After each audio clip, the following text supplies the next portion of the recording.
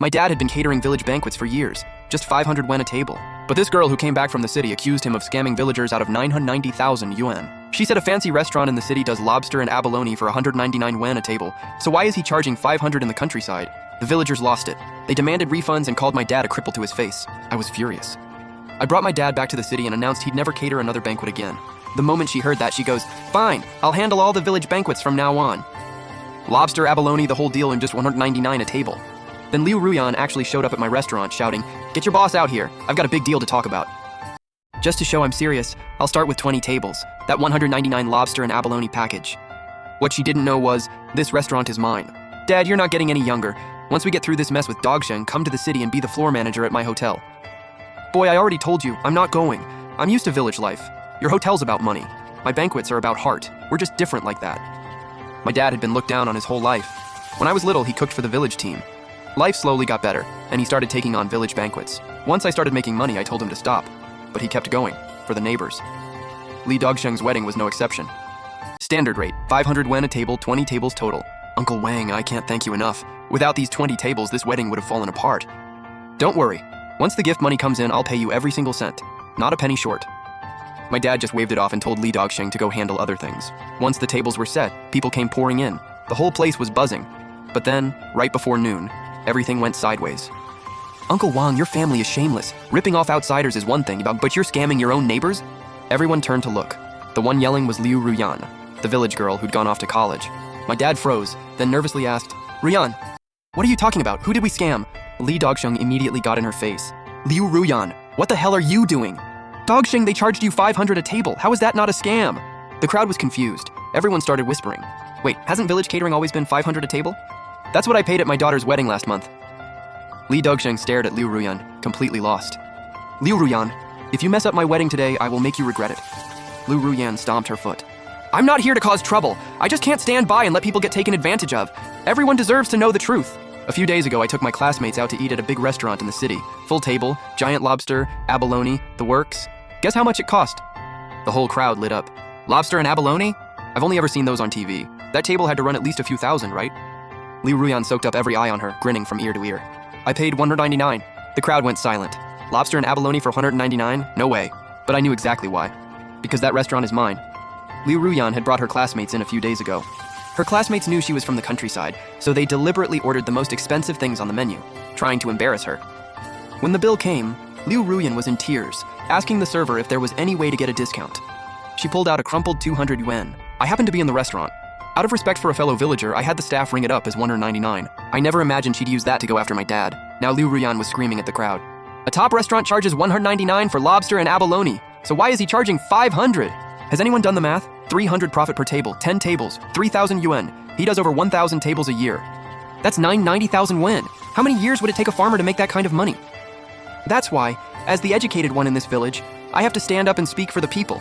Somebody's got to protect your interests. The second they heard 990,000, the crowd's expressions changed. The looks they shot at me and my dad were full of hate. My dad was shaking, face red as a beet. You've got some nerve making up lies like that. I've cooked for this village my whole life, never took a dirty dime. You know how much pork costs? Vegetables, do you? At 500 a table, I barely make anything. I do it for the people, not the money. If you're calling me crooked, show me the proof. What do you even know about the restaurant business? You know what it costs to run? After expenses, 500 a table leaves less than 50 in profit. Every cent is earned the hard way. My words got through to a few of the clearer-headed villagers. Their expressions softened a little. My dad's reputation meant something around here, but Liu Ruyan wasn't done. Please, who's gonna admit they ripped people off? Don't let him fool you. Don't forget, I worked in their kitchen when I was little. I know every trick they pull. That's when it hit me. She really had worked in our kitchen.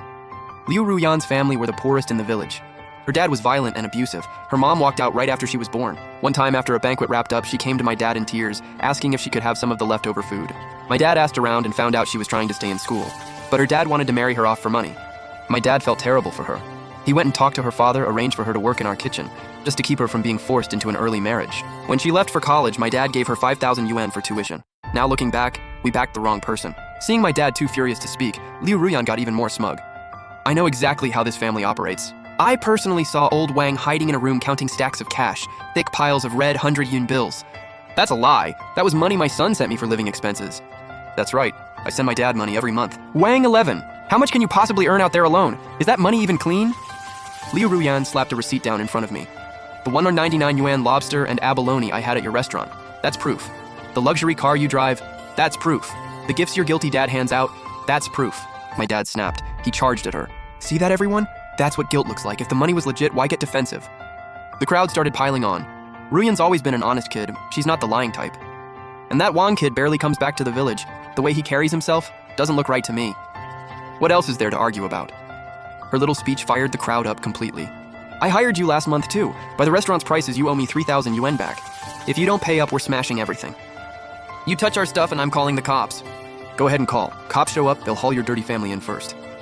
I kept my head. Police from the township were at least 20 minutes away.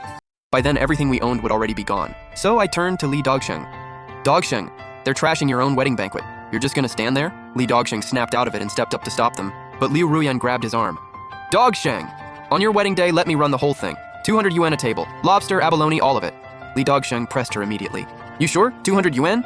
Lobster and abalone? Nothing missing? Liu Ruyan nodded, totally confident. Absolutely. And if I mess up your wedding, I'll marry you myself. Li Dogsheng made up his mind. Deal, I believe you. He turned to my dad. Uncle Wang, I'm sorry, I'm pulling out. Li Dogsheng, could you be any more shameless? You haven't paid for any of this food or drinks. You begged my dad to let you run a tab, remember that? Li Dogsheng went quiet and couldn't look me in the eye. What is this? Holding someone hostage? What century are we living in? Being greedy is one thing. Being this shameless is something else. And on the other side, with no one stopping them, the villagers went wild and started grabbing everything. I was about to blow up, but my dad held me back. 11, let's go. Dad, this is everything you worked for. You're just gonna let them destroy it? My dad's face was blank, eyes empty as a dried up well. Let's go. I bit down hard and slowly walked him out, one step at a time. Behind us, Liu Ruyan's triumphant voice rang out. Neighbors, today we stood up for justice.